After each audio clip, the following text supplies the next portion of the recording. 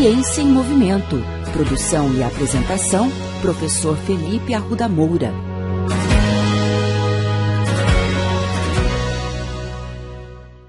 Olá, bem-vindos a mais um episódio. Na semana passada, nós conversamos sobre os diferentes tipos de calçado que estão disponíveis no mercado para os corredores.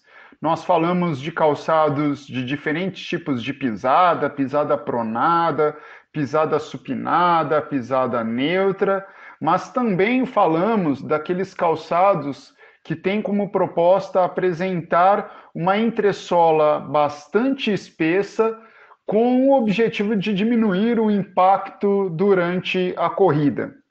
Um ponto bastante legal é que depois do episódio da semana passada, eu recebi várias mensagens em redes sociais de pessoas contando as suas próprias experiências com os calçados. E um ponto que me chamou bastante atenção é que o que vale para essas pessoas que correm é especialmente a experiência que elas têm com o calçado.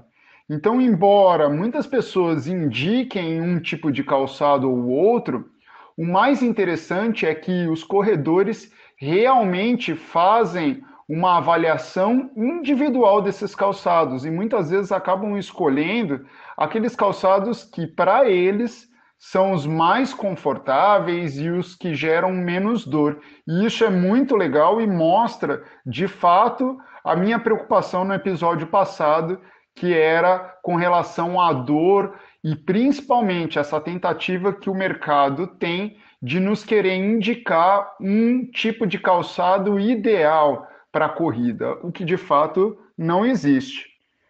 Outro ponto bastante legal é que recebi uma mensagem de um amigo que é profissional de educação física e tem mestrado em performance humana, que é o Marcos Regini. Ele me fez uma pergunta bastante interessante a respeito de um tipo de calçado específico, que é aquele calçado que possui placa de carbono no solado. Talvez vocês não se lembrem, mas esse tipo de calçado foi o calçado utilizado na última quebra de recorde de maratona. Foi um experimento específico para quebra de recorde que um maratonista fez utilizando esse tipo de calçado. Um calçado que possui uma fina camada de uma placa de carbono na entressola, que tem como principal proposta retornar parte da energia aplicada pelo atleta na hora que ele entra em contato do pé com o solo para propulsão na próxima passada. Bom, o que o Marcos me perguntou foi o seguinte: de fato, esses calçados são muito melhores do que os calçados tradicionais no sentido de aumentar o desempenho? E segundo, será que esses calçados que estão disponíveis no mercado com essa placa de carbono é o mesmo calçado utilizado por aquele maratonista na quebra de recorde? Bom, eu fui atrás disso e encontrei poucos estudos sobre esse assunto, mas especialmente eu gostaria de destacar um bastante recente, publicado no Journal of Sport Sciences, uma revista bastante importante na área de ciências do esporte. Nesse estudo, os pesquisadores avaliaram a economia da corrida e também alguns parâmetros biomecânicos de maratonistas utilizando diferentes tipos de calçado.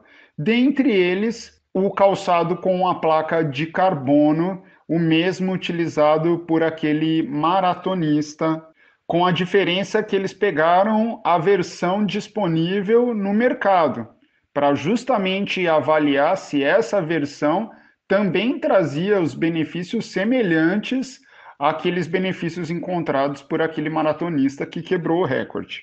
Então, vamos aos destaques dos resultados da pesquisa. O primeiro resultado importante diz respeito à economia da corrida. O estudo mostrou uma melhoria de quase 3% na economia da corrida utilizando esse calçado com a placa de carbono. No entanto, vale destacar que alguns participantes não apresentaram nenhuma melhora utilizando esse tipo de calçado e outros participantes apresentaram uma melhora muito maior do que esses 3%, sendo que um deles chegou até o valor de quase 7% de melhoria em relação aos calçados tradicionais. Com relação aos resultados biomecânicos, utilizando esses calçados, os corredores mostraram um aumento de quase 1% no comprimento da passada e uma oscilação vertical de quase 5% mais. Bom, nesse momento vocês devem estar se perguntando, nossa, só 1% no aumento do comprimento da passada? Isso é tão pouco, não é? Na verdade, pessoal, para quem lida com o esporte, isso é um baita de um resultado. Só para vocês terem uma ideia, 1% a mais no comprimento de passada a uma corrida de aproximadamente 15, 16 km por hora representaria uma redução de quase 1,5 minuto no tempo de uma maratona. E isso, para maratonistas, é uma baita de uma redução. Então, um ponto importante a ser destacado é que, embora os parâmetros biomecânicos tenham apresentado pequenas melhorias, essas pequenas melhorias são muito representativas quando a gente diz respeito a atletas de alto nível. Mas eu imagino que você agora deve estar se perguntando, e para nós, corredores normais, que não somos atletas de alto nível, professor, será que vale a pena utilizar esse tipo de calçado?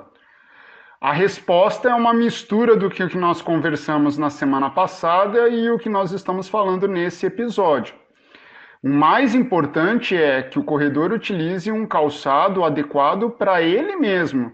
Se ele se sente confortável, se ele não possui nenhuma dor correndo com esse tipo de calçado. Então, para as pessoas que quiserem utilizar esse tipo de calçado, o primeiro ponto é que é um risco. Pode ser que essa pessoa compre esse calçado, não se adapte bem a ele e, mais do que isso, como alguns participantes da pesquisa, não apresente grandes melhorias. Outro ponto a ser destacado, esse calçado custa muito caro. Na última consulta que eu fiz, ele custa quase R$2.000. Então, se devemos ou não devemos utilizar esse calçado, cabe muito mais ao próprio corredor decidir do que necessariamente a mim ou qualquer outro profissional indicá-lo. De fato, ele possui benefícios cientificamente comprovados, mas se vale a pena a aquisição ou não, aí é uma escolha individual. O mais importante é que vocês não deixem de correr simplesmente porque vocês não possuem um calçado desse tipo. O mais importante é que vocês escolham um calçado que seja confortável e bom para vocês. É isso, pessoal. Excelentes corridas e até a próxima semana.